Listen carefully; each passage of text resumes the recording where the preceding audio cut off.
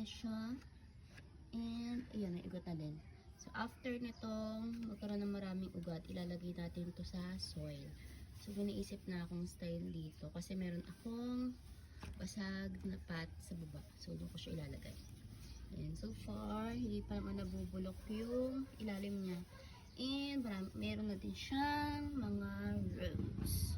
Natin, update, meron na siyang ilang dahon. So, ito lang pala, ito ay cover pa. Is seed bud pa niya. Tapos, ito talaga, dalawa na yung leaves mo. Ang ganda ng leaves. So green. Yan yung ating sitaw. Ayan, dumadami na yung kanyang dahon.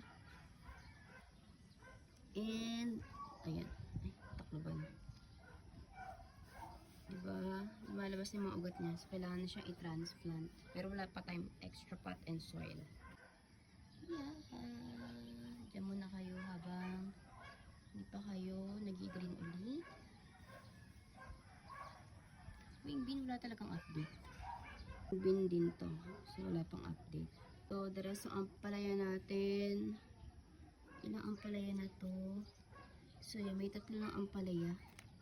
Expected. Itipon natin kasi nalulunod yung ampalaya natin. So, may expected na tayong 3 ampalaya. Tapos, yung sibuyas natin, madami na din. Ito, wala makita ang update. Yung isa pa lang na maliit. Yung tinransplant natin sitaw. Yan, mukhang maganda naman. Check lang natin, baka meron mga insects. Wala naman. So, ayan. Kasi, in-sprayan ko to ng neem.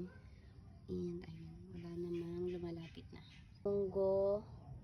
Ayan. Mukhang okay na din siya. Wala na din siya. Mga caterpillar. Dahil sa ating neem na in-spray. Wala. Wala na to. Nag-dry na siya. So, may something talaga na sa soil. Kailangan natin i-treat yung soil. Yan, okay pa to. Pero parang hindi rin maganda yung kulay ng dahon. Nagwa-block siya. Pero naman siya mga new leaves. Then, ang ating kangkong. Ayan, umulan kasi. So, hindi na natin kailangan diligan. Maganda ang kanyang mga tubo. Pataba na sila. Mas okay nung pinaghiwa-hiwalay natin sila. Hindi na sila nagsisiksikan. Ating tuwa. Ayan. Tagal magtanim. So, ilang days na to. Kaya, let's appreciate ang ating mga farmers. Kasi hindi ganun kadaling magpatubo ng halaman. Diba?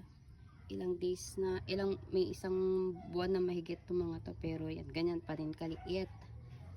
So, mag-iintay pa tayo ng mga ilan pang mga days bago tayo makapag-harvest. Diba? Expected harvest pa is September. Liit pa sila. Kaya hindi ganun kagaling magtanim. Let's appreciate yung ating mga farmers. Ano to? What's this?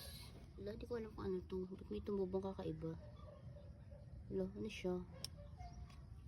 Parang hindi naman siya daw mabilog yung kanyang dahon. Diba? Magkakanta ng halaman natin.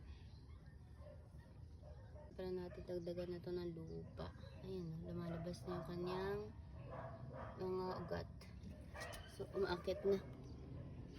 Paakit yung ugat. So, kailangan pa natin itong dagdagan. So, bibili pa tayo ng loam soil naman ang ating bibili.